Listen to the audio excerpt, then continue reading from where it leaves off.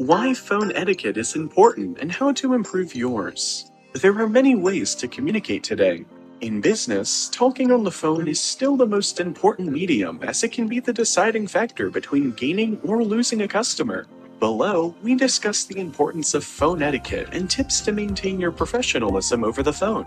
Why is phone etiquette important? First impressions are important and are often the first form of communication a customer has with the business. Good phone etiquette helps maintain a strong connection with customers. Ways to improve phone etiquette for business. Greet calls courteously. Begin with a greeting to inform the customer who they're talking to. A typical greeting includes a salutation, your name, and the business name. Smile as you speak. Smiling when you speak changes the tone of your voice and makes you sound positive. Speak clearly. Avoid mumbling, speaking too quickly, or having a volume that is too loud or soft. Enunciate your words. Ask permission and say thanks. If you have to go off the line, ask for permission first. Once you get back, thank them for their patience.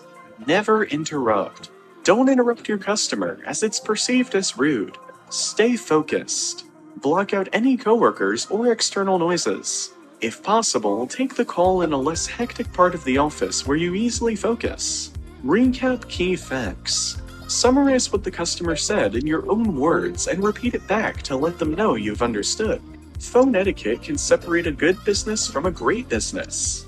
Factors that contribute to this difference are maintaining your professionalism, establishing clarity, and ensuring that the customer has felt heard. Incorporate these tips to help a potential customer blossom into a repeat customer.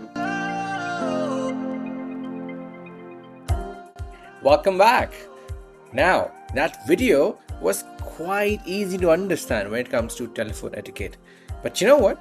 It's always a good thing, it's always a good point to go back and revise it. So, for some of you, it could be a revision, and for some of you, it could be a new learning. Both are welcome and both is important. Sometimes you do need to recap what you have done, and sometimes you do need to summarize it for your own self to check your own understanding, isn't it? Now, we are moving towards telephone etiquette now, as you have seen it already or you heard from the video. But it's fairly simple. So what I'm going to do is I'm going to quickly summarize this so it becomes easier for us to remember. Number one, all right, you need to keep your phone on silent where? Well, when you're in a cinema hall.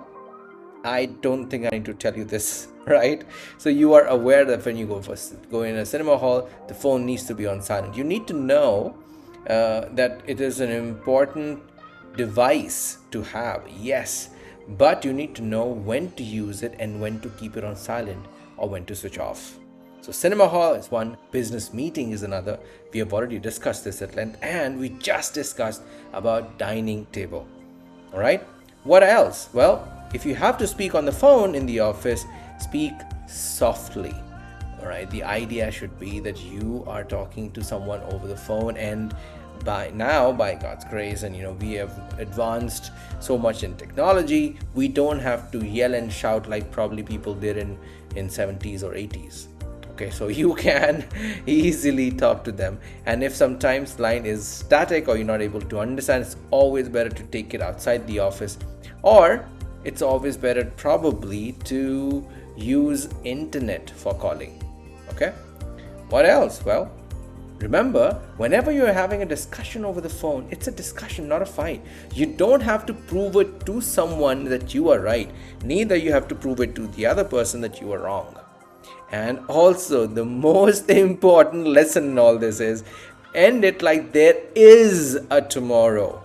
Okay? And end it like there is a tomorrow. What it means is that you can always discuss it tomorrow in case the conversation or the call is getting lengthier. So try and keep it within the timeline, and if it requires more discussion, it's always better to arrange for another meeting. Well, that's all from me about telephone etiquette. I would again ask you to put your points as well, summarize this as well. And if in case I have missed out something, you can also point that out in the comment section, so it becomes easier for the other one to also take advantage of your knowledge. All right. Well, till then, I'll see you in the next video. And next video, by the way, is a bonus video. Okay. Don't miss it. See you.